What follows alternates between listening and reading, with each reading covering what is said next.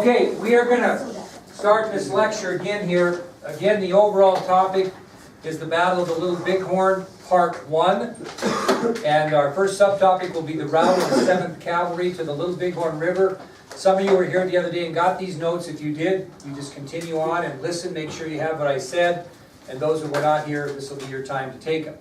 So we are talking basically from the route of the 7th Cavalry to the Little Bighorn River from the point in which Custer split his regiment into 3 parts. He gave Captain Benteen 1 part, and the pack train had to protect the left flank. He gave Major Reno another division, and he stayed with Custer, and Custer took a division. So you've got Reno and Custer together, and then you've got Benteen on a little different route. So we're going to talk about the route of Custer and Reno. Now if you look on your map there, you can kind of see what we're talking about and where they're at. And you really need to have that map out in front of you as we continue on today as well.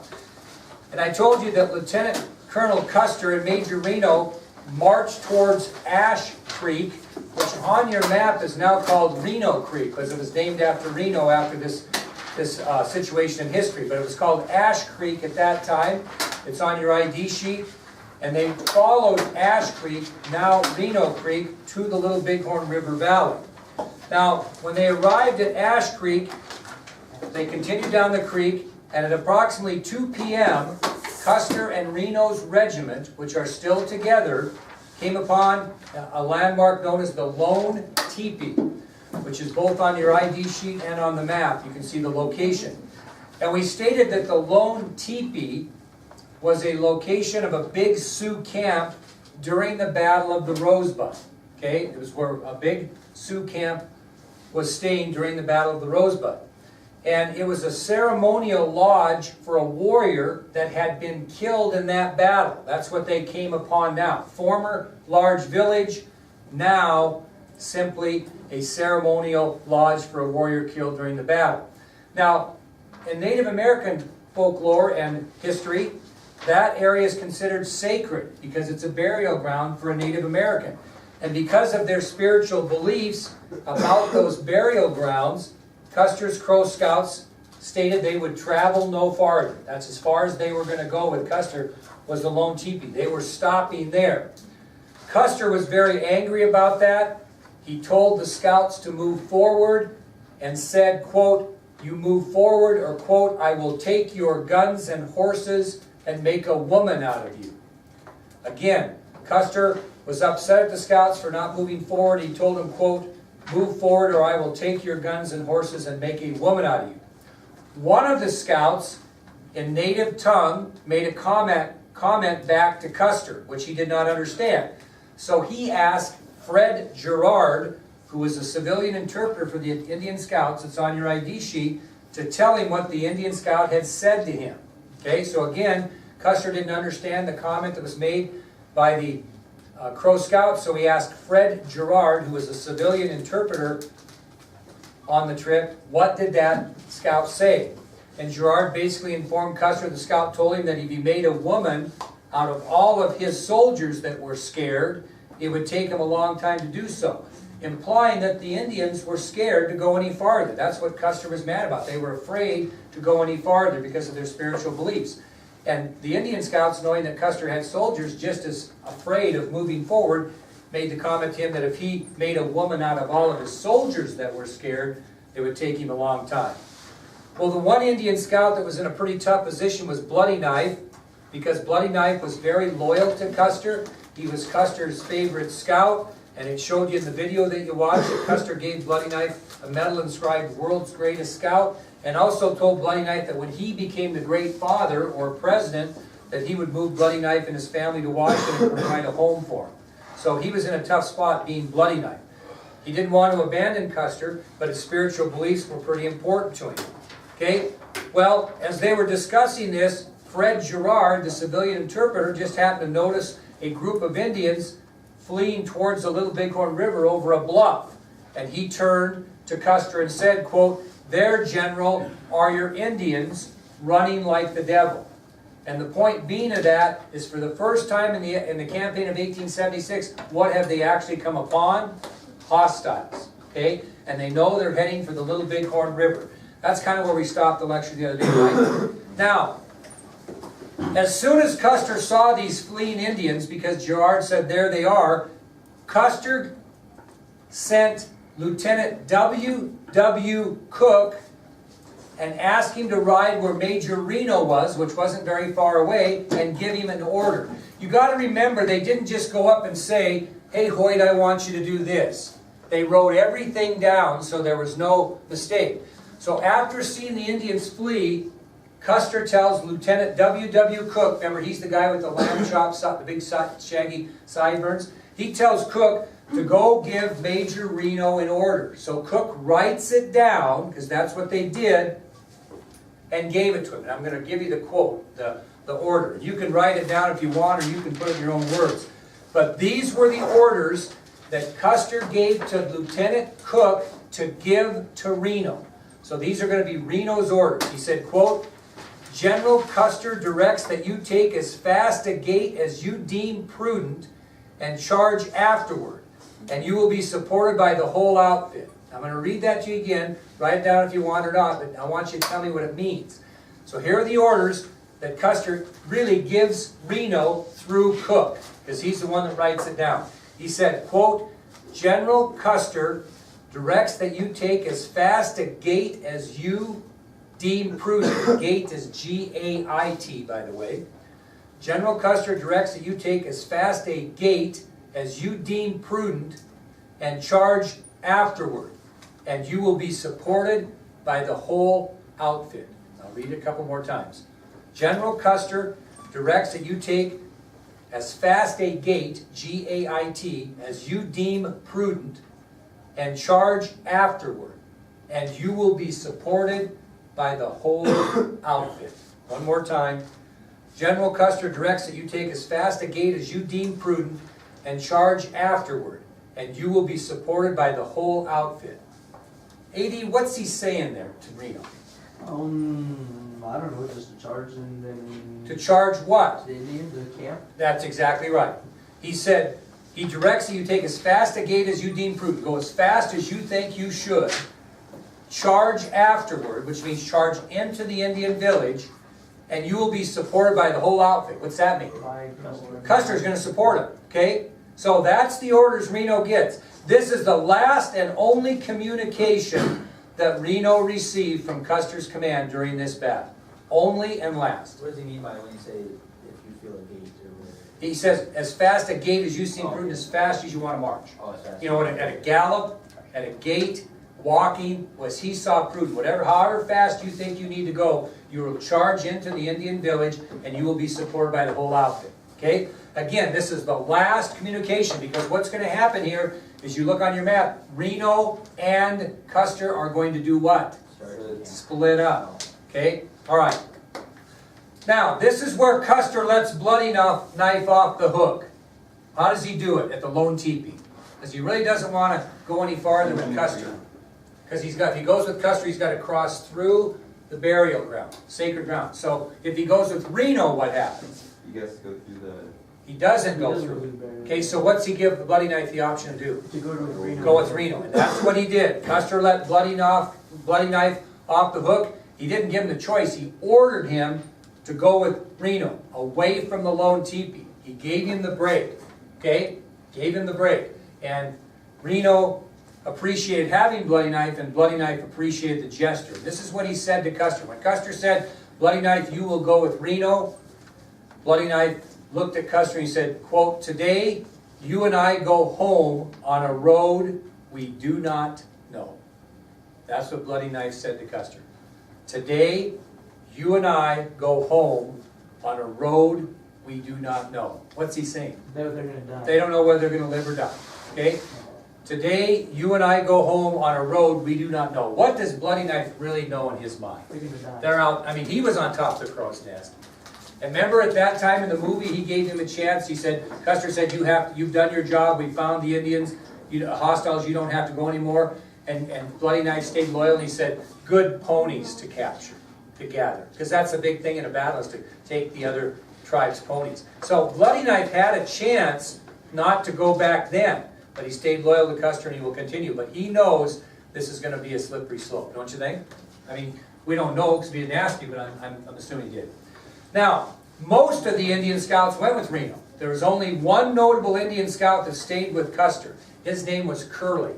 Okay, Curly. If you look up at my, I don't have a Curly one here. I got, no, there is one, no, there it is right here. Here's Curly, right here. That's the Indian scout Curly that went with Custer. Okay, he chose not to go with Reno. He made that choice. So Custer did not have many Indian scouts with him. The most notable he had was Curly. So if you look on your map, where are they right now?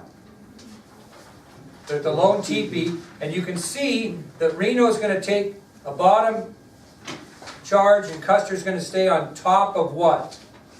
The bluff. You see the river on the map? You see this river on the map? Everybody look at your map. You see the river? Okay? The stuff, so to speak, to the right of the river on your map are the top of the bluffs. The stuff on the left side of the river is in the valley.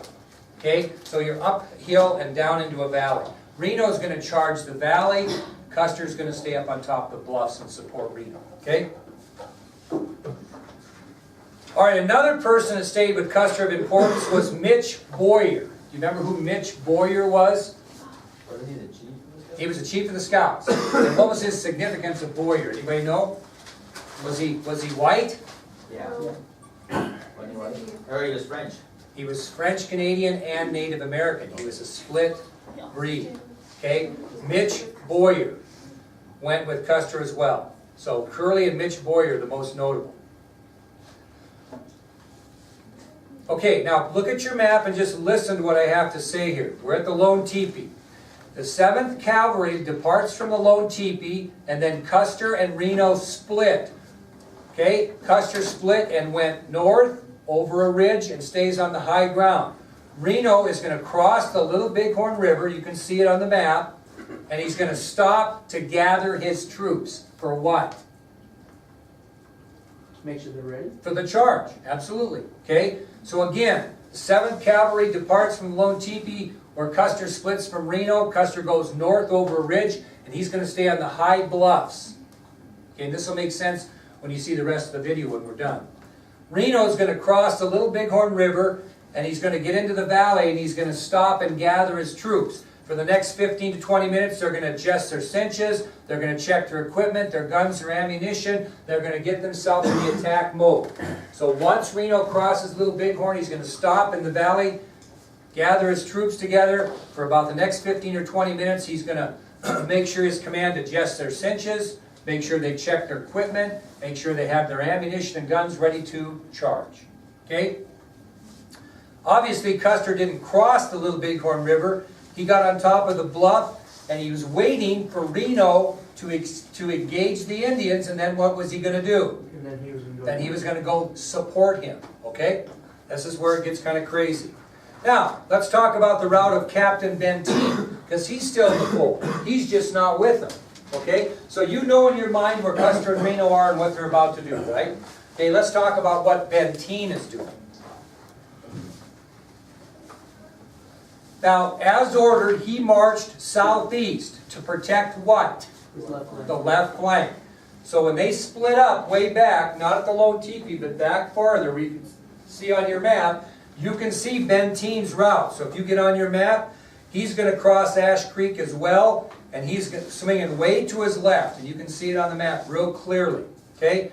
So Captain Frederick Benteen marched southeast as ordered by Custer to protect the left flank. Now, after traveling for a long period of time and seeing no Indians, what did Captain Benteen consider the march? Over. Wild goose chase. So after traveling for several miles and seeing no Indians, Captain Benteen considers this march a wild goose chase. He hasn't seen any. Does he know that they saw Indians already? No, he does not. That's a good question. Well, he makes the decision at that point when he decides it's a wild goose chase to do what? Spread his people. Go find Custer. Custer. He's going to go find Custer now because he thinks this is a wild goose chase. There are no Indians trying to escape my left flank. I'm going to go find Custer. Now, he and his regiment are 2 miles ahead of what? What do they also got with them that might travel slow? The back chain. The pack train. Okay, they're mules. So the mules and the pack train are 2 miles behind Benteen as you look at this map and kind of see his march. They're 2 miles back because they're slow, okay? Why are they so slow, do you think, Hoyt? What's that? You said it. What are they carrying? 100-round ammunition box. Excuse me. They're carrying 1,000-round ammunition boxes that totaled over 2,000 pounds. So they became bogged down, so to speak. Didn't they get stuck? We're going to talk about that yet. So they're carrying 1 ton. Only one time it was big. You know, now this sounds like it's not appropriate, but you know what a morass is? What's a morass? M-O-R-A-S-S. M-O-R-A-S. What's a morass? Swampland.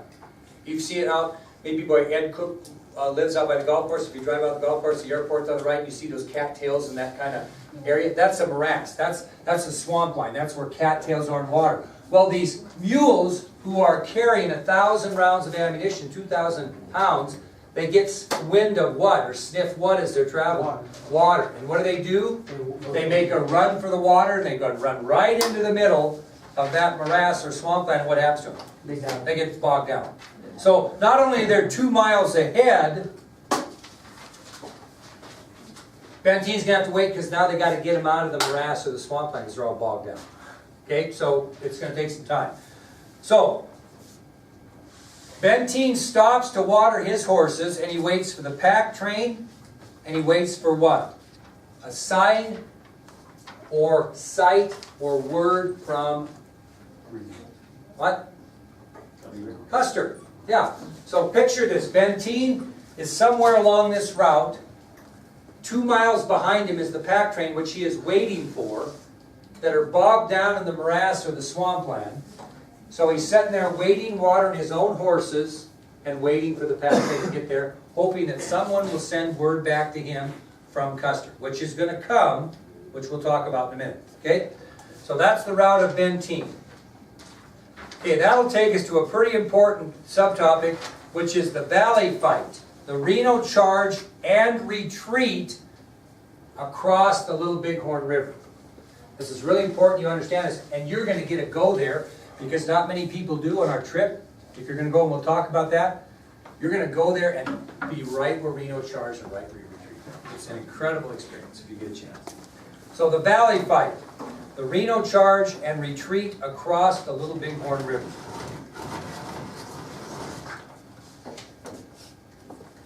My math drawing skills are bad. I'll give it a shot.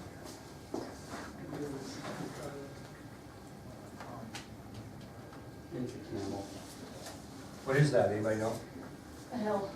Nope. A River. It's blue. A river? Trees? Mountains. That's the Golden Camp. So what are these? Teepees. That's not near enough. I could draw them all the way back to here, and we might be about right. But anyway. Okay. Up here is the bluff that Custer's on. Okay? And Custer, at this point, is probably about right here. And Reno is about right here. Okay? And what Reno's going to do now, kids, is he's going to have his guys form a skirmish line. Out of curiosity, where's Benteen? You can clear over here. He's way back. Yeah. Now, Reno marches his men, he gathers them all up here and gets everything done, and he makes the charge toward the Indian camp as ordered. And he stops and forms a skirmish line, which was very common in those days. And what it is he's got all of his men doing what? Lined up straight like this, facing the oncoming natives. Because are they coming? Do they see the charge? So, Reno organizes his troops and he leads the charge at the Indian village located on the Little Bighorn River. And he charges for so long, he sees the reaction of the Indian warriors, then he orders his men to form a skirmish line.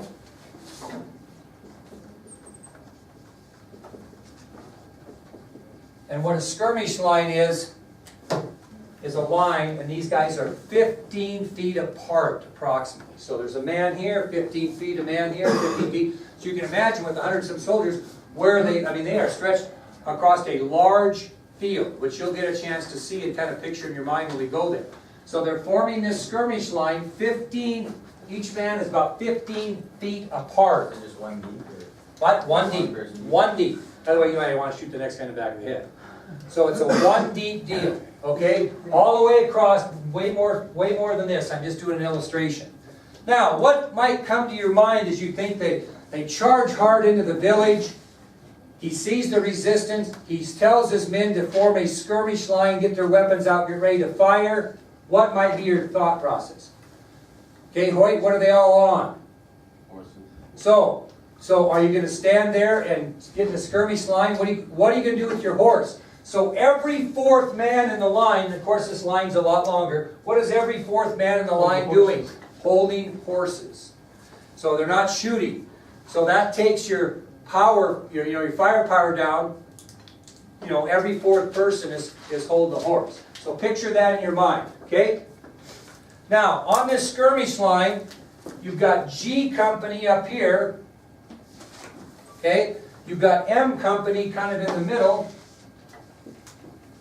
and you've got A Company here. Remember, he took A, G, and M. Remember? How many men? Remember that? One. No, it was 2 130. something. No, 130 and 45 was what Benteen took. 220.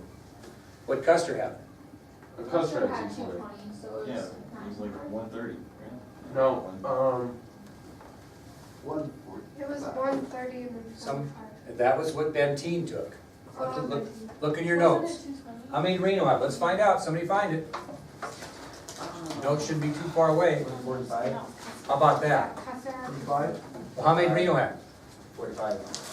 You saying 145? I said that. Like, why? How many? Anybody got it? 130.